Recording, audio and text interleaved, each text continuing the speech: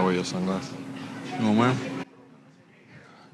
Julius, just how did you kind of find the offensive rhythm and flow in the fourth quarter that seemed like so tough for the group in general through three quarters there? I think we just stayed solid, to be honest. I mean, we've been in so many of these games throughout the year and lost so many in the beginning of the year trying to find our identity and how we want to play. So, I mean, I looked at the scoreboard going into the fourth quarter, and I think we were down 4. So, in my mind, I was just telling myself, take it a possession at a time, just be solid, get some stops, and then on the offensive end, just execute. It's no different than what we've done, to finish this year also. And Coach Finch said that poster dunk got you going.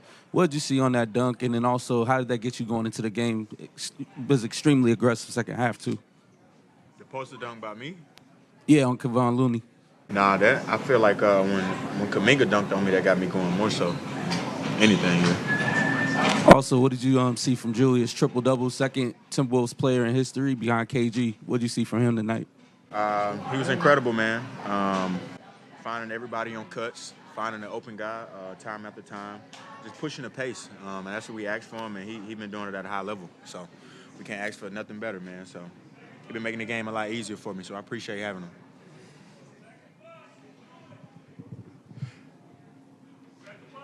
And you said the Kuminga dunk got you going, but what do you have to do usually when maybe the night is not going how you want it to go to get yourself going and you ended up finishing the way that you did? Just trust the work, man. I feel like one thing I never lack is confidence. So if I got that, I'll be all right. Julius, offensively, it seemed like you got going in a handful of different ways in this game. At the beginning, they were kind of giving you the three there. You found different paths through that. What's that kind of process look like for you over the course of the game, reading what the defense is giving you? I feel like I just got like a lot of different tools, you know what I mean? So it's just really about using my mind and taking what the defense gives me.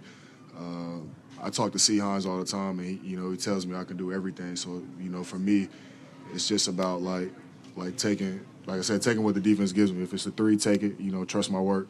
But also being able to read what's going on out there. They put Kevon Looney at the 5, so I wanted to get in actions with Mike in the pick and roll, or if they put Draymond on me, being a screener, putting him in actions as well. So it's really just using my mind. If I get a mismatch, getting to my operating areas and attacking, and if they don't double team me, score. If they double team me, find my guys.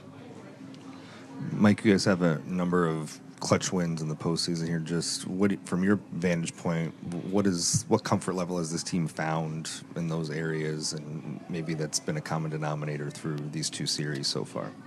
I think we're just more confident now than we have been in the past.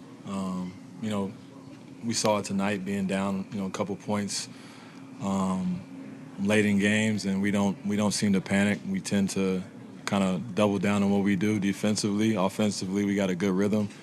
After now getting more chemistry with these guys and Julius, we now know who and where to go to, and how to get guys involved late and get easy opportunities for ourselves. So, we just continue to do that, and I think we'll be fine. And Jaden hit a 3 to double your lead from 3 to 6 with about 3 minutes to go. Julius found him, but you found Julius. How did you kind of read the floor there, and what kind of satisfaction or pride or whatever do you process from a hockey assist? It's just like an assist to me. At the end of the day, as long as one of us scored with a Timberwolves thing across our chest, I don't care what it is. I don't care if I pass it or not. Yeah, it don't really matter. But just reading the floor, I think Julius set a screen for me, and I was looking for my shot, but they kept two people on me. Then I saw Julius on the pop, and then he made a great read to Jaden in the corner, and Jaden knocked it down. And Jaden was tremendous all night. He was 3 for 4 from 3. I wish we could have got him a couple more looks, but that was just the floor of the game. But he came through big time for us. Mike, we see with Julius's offense, he's able to get you guys a lot of good looks.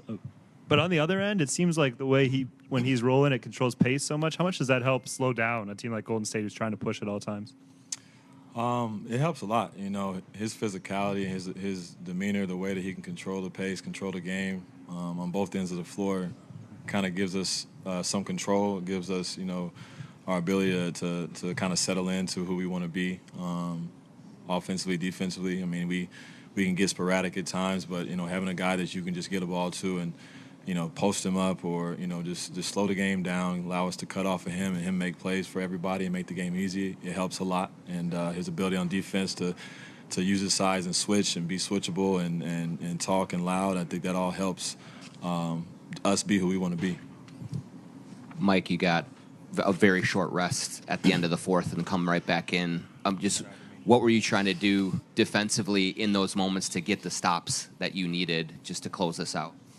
Really just run them off the three-point line. You know they want to get to, you know, Buddy, get him good looks on that three-point line, and then in the games, all things, you know, all bets are off. You can be as physical as you want. You just got to play one-on-one defense. You kind of got to man up, and that's what we all did, you know, the final couple of possessions of the game.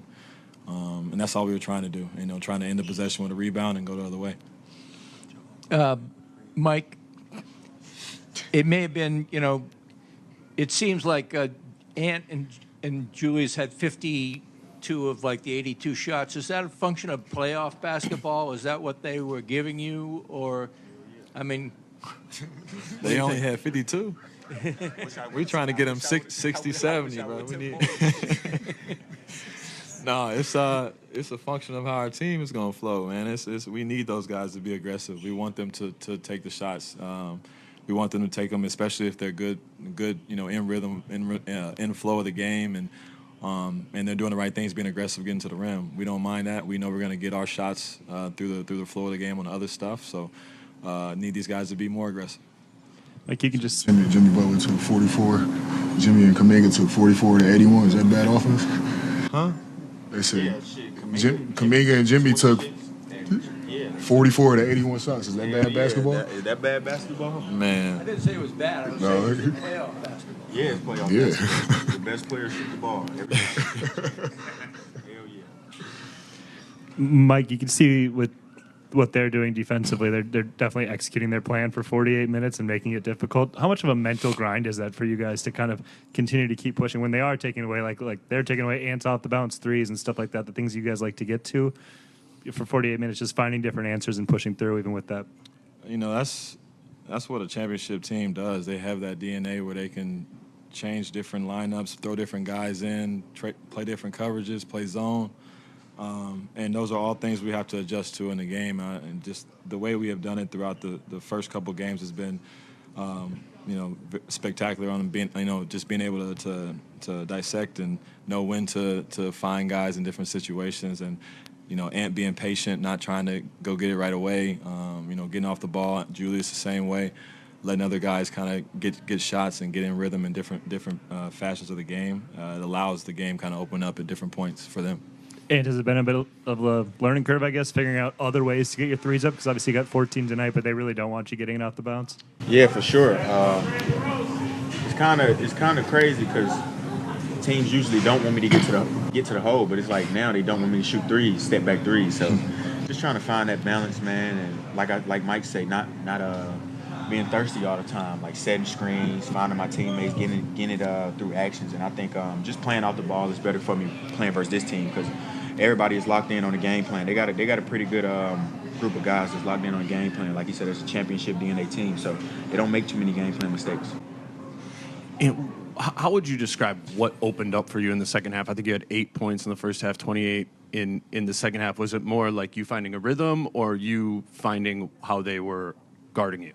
Yeah, just Finchy put me in great positions, realizing less ball screens because all they're going to do is probably trap it, and the whoever's setting the screen, his man going to be super high where I got to pass the ball, and then just playing off of Ju. I think that was another thing. And then our V2 action, back screening for Mike, trying to get a worse defender on me, and, yeah, Ju finding me on cuts and just getting me easy looks and then just getting into a rhythm.